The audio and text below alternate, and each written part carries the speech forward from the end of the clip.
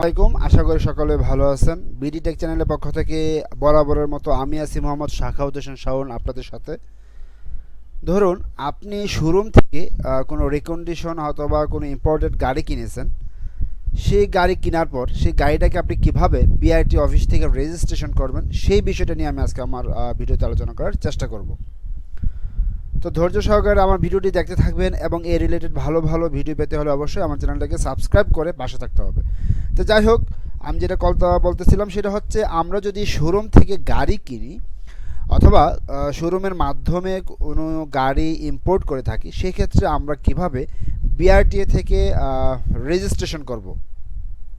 তো বিআরটিএ থেকে রেজিস্ট্রেশন করতে হলে আমাদেরকে কিছু ডকুমেন্ট বিআরটিএ অফিসে সাবমিট করতে হবে। এখন সেই ডকুমেন্টগুলো আমরা কোথায় পাবো? সেই ডকুমেন্টগুলো আমরা অবশ্যই শোরুম থেকে কালেক্ট করব।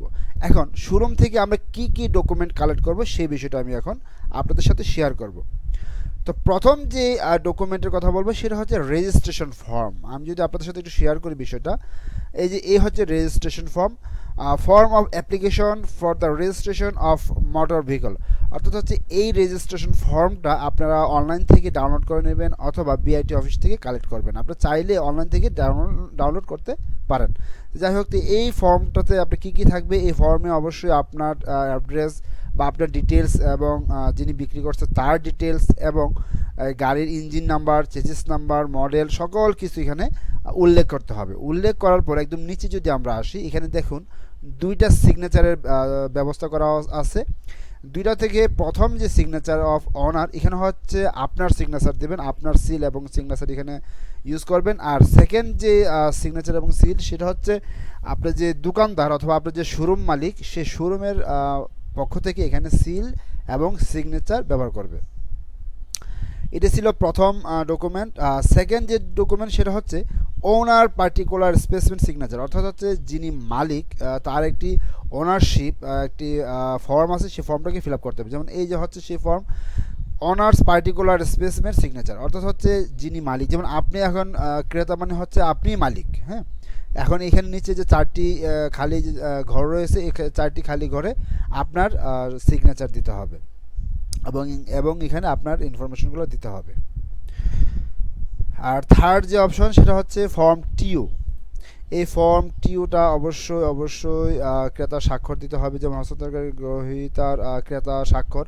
আপনি যেহেতু কিনছেন সেহেতু আপনার সকল ডিটেলস এখানে উল্লেখ করে এই ফর্ম টিও আপনার এই রেজিস্টার্ড ফর্মের সাথে অ্যাটাচ করতে হবে।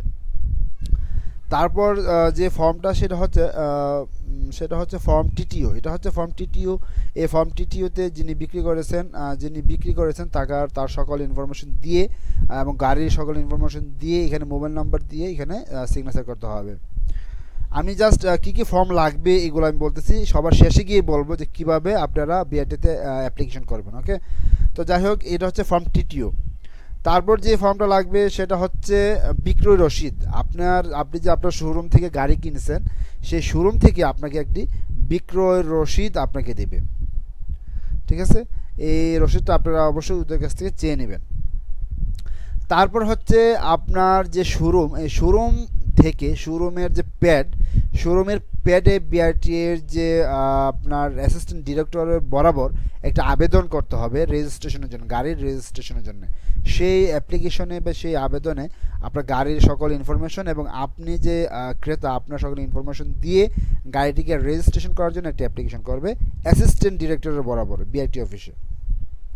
তারপর যে তারপর যে কাজটা করতে হবে বা শোরুম থেকে নিতে হবে সেটি হচ্ছে ওদের কাছে একটি বিল অফ এন্ট্রি থাকবে, যে এইরকম একটি বিল অফ এন্ট্রি ওদের কাছে থাকবে।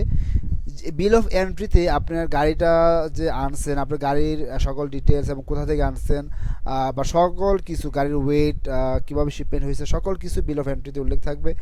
আপনি শোরুমে বললেই ওরা আপনাকে এই বিল অফ এন্ট্রিটা দিয়ে দিবে। অর্থাৎ আপনি যে আপনার কাস্টমস ক্লিয়ারিংয়ের মাধ্যমে এই গাড়িটাকে আপনারা ইম্পোর্ট করছেন, সেই তাদের সিল এখানে থাকতে হবে, অবশ্যই সত্যায়িত থাকতে হবে। তারপর হচ্ছে ওদের কাছ থেকে একটি কমার্শিয়াল ইনভয়েস নেবেন। কমার্শিয়াল ইনভয়েসটা ঠিক দেখতে এরকম হবে।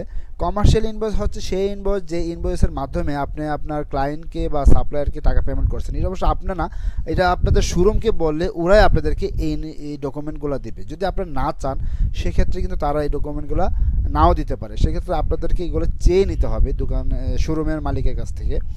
তো শোরুম মালিক যার যে কাস্টমার কাছ থেকে গাড়িটা ইম্পোর্ট করেছে সেই কাস্টমারকে নিশ্চয়ই কোনো ইনভয়েসের এগেনস্টে পেমেন্ট করছে, যে ইনভয়েসে আপনার গাড়ির সকল প্রাইস লেখা থাকবে।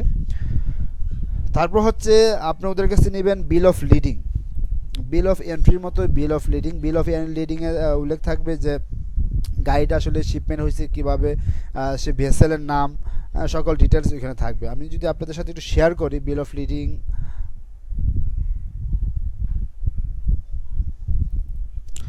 এটা হচ্ছে বিল অফ লিডিং। হ্যাঁ, বিল অফ লিডিংটা এরকম থাকবে, দেখতে সেম এরকমই থাকবে। আপনি একটু দেখে নেবেন। আপনি আপনাদের এত বোঝা দরকার নেই, আপনি জাস্ট আপনার শোরুমের মালিকের কাছ থেকে এই ডকুমেন্টগুলো চেয়ে নেবেন। কারণ আপনি এই ডকুমেন্টগুলোর জন্য একটা যদি মিস হয় সেক্ষেত্রে কিন্তু আপনি গাড়ির রেজিস্ট্রেশন করতে পারবেন না। তারপর হচ্ছে ওদের কাছ থেকে চেয়ে নেবেন গাড়ির প্যাকিং লিস্ট। গাড়ির প্যাকিং লিস্ট আছে, এই যে গাড়ির প্যাকিং লিস্ট দেখতে এরকম হবে, যে প্যাকিং লিস্টে উল্লেখ থাকবে যে গাড়িটা কয় পিস নিয়ে আসছেন, গাড়ির ওয়েট কত, সকল কিছু এই প্যাকিং লিস্টে উল্লেখ থাকবে। তারপরে মেইন যে জিনিসটা সেটা হচ্ছে একটি এক্সপোর্ট লাইসেন্স বা একটি এক্সপোর্ট সার্টিফিকেট থাকতে হবে। এক্সপোর্ট সার্টিফিকেট দেখতে এরকম হবে। এটা অনেক সময় চাইনিজ বা জাপানিজ ল্যাঙ্গুয়েজে থাকতে পারে। আপনার এটা অবশ্যই ওদের কাছ থেকে ইংলিশ ট্রান্সলেটর যে ফর্মটা ওটা চেয়ে নেবেন। তো একটি এক্সপোর্ট সার্টিফিকেট ওদের কাছ থেকে চেয়ে নেবেন শোরুমের মালিকের কাছ থেকে। এবং সবার শেষে যে জিনিসটা ওদের কাছ থেকে চেয়ে নেবেন সেটা হচ্ছে ব্যাংকের এলসি কপি। ব্যাংকের এলসি কোনো ফরম্যাট নেই, ব্যাংকের এলসির বিভিন্ন ব্যাংক বিভিন্ন রকম এলসি করে থাকে, বিভিন্নভাবে বিভিন্ন ফরম্যাট এলসি করে থাকে। তবে আপনি ওদের কাছ থেকে একটি লেটার অফ ক্রেডিট অথবা একটি এলসি কপি ওদের কাছে চেয়ে নেবেন। তো এই এলসি কপিটা মূলত দেখতে এরকম হয়, আপনি এরকম একটি এলসি কপি ওদের কাছ থেকে চেয়ে নেবেন। তো এই হচ্ছে আপনার যে শোরুমের মালিকের কাছ থেকে এই ডকুমেন্টগুলো আপনারা অবশ্যই চেয়ে নেবেন।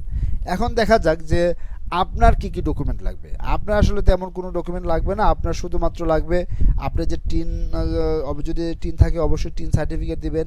তারপর হচ্ছে আপনার অবশ্যই যে প্রেজেন্ট অ্যাড্রেস সেই প্রেজেন্ট অ্যাড্রেস অনুযায়ী একটি ইউটিলিটি বিল সাথে রাখবেন। তারপর হচ্ছে আপনার আইডি কার্ড সাথে রাখবেন, এনআইডি কার্ড। তারপর ছবি লাগবে 2 কপি। তারপরে আর তেমন কিছু আপনার লাগবে না আপাতত। এখন কথা হচ্ছে আপনি এই ডকুমেন্টগুলো দিয়ে কিভাবে রেজিস্ট্রেশন করবেন। আপনি এই registration form, owner particular specimen, form TTU এবং সকল ডকুমেন্টগুলো একটা ফাইল করবেন। এরকম 3 সেট ফাইল করবেন। এবং এই 3 সেট ফাইল করার পর আপনার গাড়ির সিসি অনুযায়ী 1 থেকে 1500 সিসি পর্যন্ত 1 টাকা, 1501 থেকে 2000 সিসি পর্যন্ত একরকম ফিস, এবং 2001 থেকে 2500 সিসি পর্যন্ত একরকম ফিস। ওই ফিসগুলা ব্যাংকে জমা দেবেন। ব্যাংকে জমা দেওয়ার পর সেই ফিসের অরিজিনাল কপি, যে সেই রিসিটের অরিজিনাল কপি এবং 2টা ফটোকপি সেই 3টা ফাইলের সাথে অ্যাটাচ করবেন। করার পর আপনারা সরাসরি বিআরটি অফিসে চলে যাবেন। আপনার প্রেজেন্ট অ্যাড্রেস অনুযায়ী নিকটবর্তী যে বিআরটি অফিস আছে সেই বিআরটি অফিসে চলে যাবেন। সেই বিআরটি অফিসে যাওয়ার পর ওইখানে যে পরিদর্শক আছে, মোটরযান পরিদর্শক, সেই পরিদর্শক আপনার সকল ডকুমেন্টগুলো চেক করবে এবং আপনার গাড়ির ইঞ্জিন নাম্বার, চেসিস নাম্বার সাথে মিলিয়ে যদি রেজাল্ট সব কিছু ঠিক থাকে তাহলে উনি আপনার রেজিস্ট্রেশন ফর্মে সিগনেচার দিয়ে দিবে। সিগনেচার দেওয়ার পরে সুপারিশ করে দিবে। তারপর আপনি কি করবেন, আপনার রেজিস্ট্রেশন শাখায় চলে যাবেন। রেজিস্ট্রেশন শাখায় চলে যাওয়ার পর ওরা আপনাকে একটা অ্যাকনলেজমেন্ট দিবে। এটা হয়তো বা সাথে সাথেও দিতে পারে, 1 দিন বা 2 দিন পরেও দিতে পারে। তো এই ছিল মূলত গাড়ির নতুন ইম্পোর্টেড গাড়ির রেজিস্ট্রেশনের ফুল প্রক্রিয়া। যদি আপনাদের কারো কোনো প্রবলেম হয় অবশ্যই আমার সাথে যোগাযোগ করবেন। আর আশা করি আপনাদের কোনো প্রবলেম হবে না যদি আপনার এই সকল ডকুমেন্ট সাথে থাকে। সো ধন্যবাদ সবাইকে, ভালো থাকবেন, সুস্থ থাকবেন।